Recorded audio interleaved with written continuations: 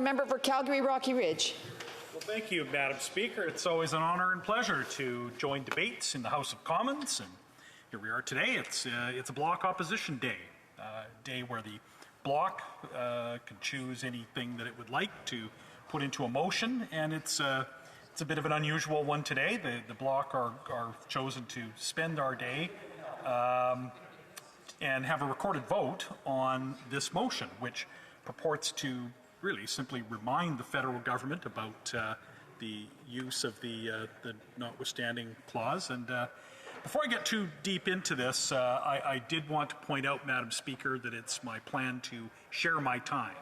So make sure that we're clear about that. But you know, this debate really, the only way that one could really explain this to their constituents, or that I could explain it to my constituents, is that the Prime Minister thrives on dividing Canadians. The Prime Minister is always looking for different ways to divide Canadians, and one of the tactics that the Prime Minister uses is to invent phony issues or phony responses to issues in order to divide political opposition. And what he has done in this case is that has created a phony constitutional crisis over the use of the Notwithstanding clause, and the Bloc has taken the bait. They've taken the bait hook, line, and sinker. The Prime Minister has divided Canadians throughout his tenure, East against West, Quebec against Alberta, Quebecers against themselves, all manner of Canadians over many different issues. They try to slice up and dice Canadians in enough different ways to squeak through and try to win elections with minimal support. And that's something the Prime Minister has succeeded in doing. But now, instead of using a fairly precious opposition day to hold the government to account for its incredible, in fact spectacular failures, the Bloc are burning an opposition day by falling right into one of the Prime Minister's traps. The person happiest to be having this debate today is the Prime Minister. While this House is rehashing decades-old, long discussion points about the Constitution and reliving the now 40-year history of the Charter and the Notwithstanding clause, the Prime Minister is avoiding a debate about how his government has made life unaffordable for millions of Canadians. We are in the midst of a cost of living crisis. Inflation is at a 40-year high. People can't afford groceries. People can't afford to heat their homes. People in remote communities across Canada, including Quebec, that rely on heating oil to keep from freezing in the winter. Some of these remote residents are among the poorest people in Canada, and they can't afford to pay $1,000 or more per month for home heating fuel. But they can't live in a home without heat in the winter. And while we're debating this motion, the Prime Minister is avoiding accountability for how he has deliberately made life unaffordable for Canadians with his punitive taxes, in particular the carbon tax. So while it's always a pleasure to engage in debate in this House, I wish that on an opposition day we could spend the day talking about the failures of this government instead of giving the government a day off. Well, you know, actually, it's not quite that bad. I guess it must be conceded that while we're talking about this motion, the government isn't moving its own motions. We're at least not going a day where the government doesn't get any closer to passing terrible bills, like, say, Bill C-11, wherein the government seeks to give itself unprecedented control over what Canadians see, post, or find on the internet, including Quebecers. In fact, it's a bit of a bizarre one, Madam Speaker, in that the Bloc will ultimately, or signal that they're going to help the government pass C-11 and give a federal agency the power to regulate what Quebecers see and find and post on the internet. It's a strange one, but at least while we're talking about this motion today, that bill isn't advancing. But Madam Speaker, under this government, life is increasingly unaffordable for Canadians.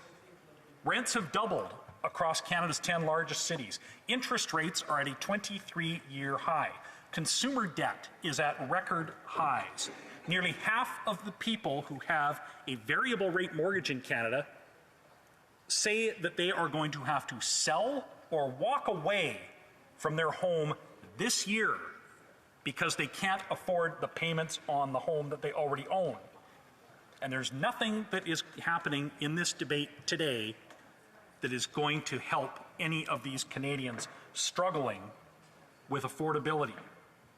So we're playing the Liberals' game today. We are avoiding these issues through the motion before us and engaging in this manufactured constitutional crisis while the Prime Minister dodges these questions about affordability.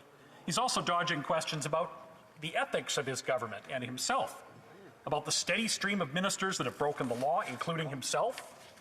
So today, while we relive old debates about this issue, the Prime Minister is avoiding accountability for the repeated violations of himself and his government members throughout their tenure, their 8 years in office, and also the way that they hand out billions of dollars in lucrative consulting contracts to their well-connected friends. So while this debate rages, no further progress is made in dealing with any of these issues, and also, Madam Speaker, in the crisis of public safety that has emerged under this government. Violent crime is up 32%. Gang homicide up over 90%. Property crime is up. Fraud is up. Canada remains a prime destination for intellectual property theft is an issue too.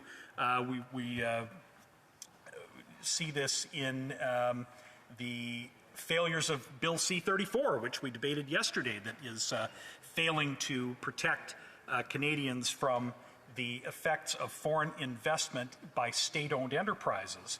But Canada also remains a prime destination for international money laundering. These are real issues that impact Canadians in their neighborhoods.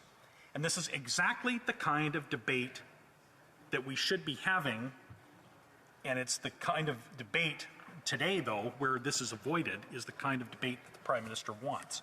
A debate where he can avoid talking about how life has become unaffordable under his government, where he avoids accountability for his failure to deliver basic public services, like the ability for his government to issue a passport, the ability of his government to process immigration applications, or any immigration services. There's a 2.5 million person backlog of immigration files under this government.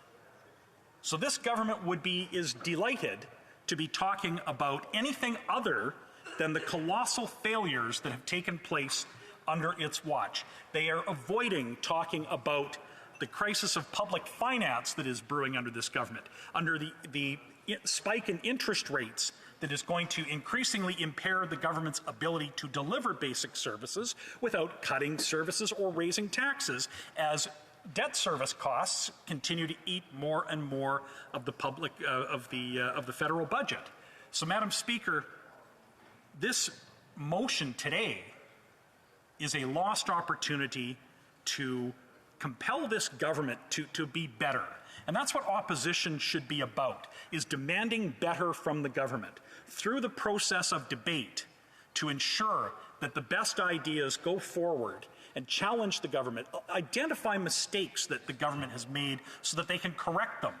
That's how we serve our constituents. That's how we help ensure that we have accountability from our governments and how we improve the services to Canadians. So I see that I'm just about out of time. So with that, Madam Speaker, I'll end it there and let members ask questions if they have any. Comments. The Honourable Parliamentary Secretary to the Government House Leader. Yes, Madam Speaker, it's actually the opposition. It's an opposition day. So it's the opposition that gets to determine what's going to be debated today. But I got good news and bad news. The good news is the Conservatives get an opposition day next week. And that'll be an opportunity for the Conservative Party to give all sorts of false information on the record. Bad news, Madam Speaker. Bad news is that on this opposition day, we're still waiting for one Conservative to have the political courage and stand up and say that what Doug Ford did in regards to using a preemptive usage of the notwithstanding clause to go against the rights of unionized workers, thousands of teachers, was wrong. I'll say that. Will the member be the first Conservative to be bold enough to say that Doug Ford was wrong? Calgary and Rock. So this Manitoba Ridge. MP is quite something. He gets up and demands that me as an Alberta MP weigh in on Ontario provincial politics while his government avoids accountability for the issues that it's responsible for. That was a perfect example of the type of deflection that this government engages in. You know how many times I've been asked by constituents to weigh in on the Ford government? Zero. My constituents do not send me to Ottawa to talk about what goes on in Queen's Park. They don't send him here to talk about that either. Jonesy, commentaire, l'honorable. Questions and comments. The Honourable Member for Montcalm. Madam Speaker, I heard my colleague say that we had other things that we should be doing rather than debate the notwithstanding clause. Well, here's my comment. The notwithstanding clause is very important for Quebec and Quebec's National Assembly. The notwithstanding clause allows us to do certain things. For instance, with Bill 101, the separation of church and state, and with Bill 96, it allows us to guarantee the survival of the French language. Quebec is a nation that wants to live and last forever. So I'd like to give my colleague the chance to come back on his words. Does the colleague feel that this is truly a waste of time? And if so, I'd like him to fully endorse that. I think that this debate is a wasted opportunity to demand better service from this government to Canadians. I think that this was, and it's up to his party and his caucus colleagues what they want to debate in this chamber. But no, I will stand by my comment that I think we could have done better in making the case and through the debate process arguing the shortcomings of this government and the numerous ways that this government specifically has made life less affordable for Canadians and our streets less safe and our public finances in far worse shape. Right. For Edmonton Strathcona. I would like to thank my colleague from Alberta for his comments today. Earlier, he mentioned that he didn't want to talk about Ontario politics, certainly not with a member from Manitoba. Perhaps he'd like to talk to an Alberta politician about politics in Alberta.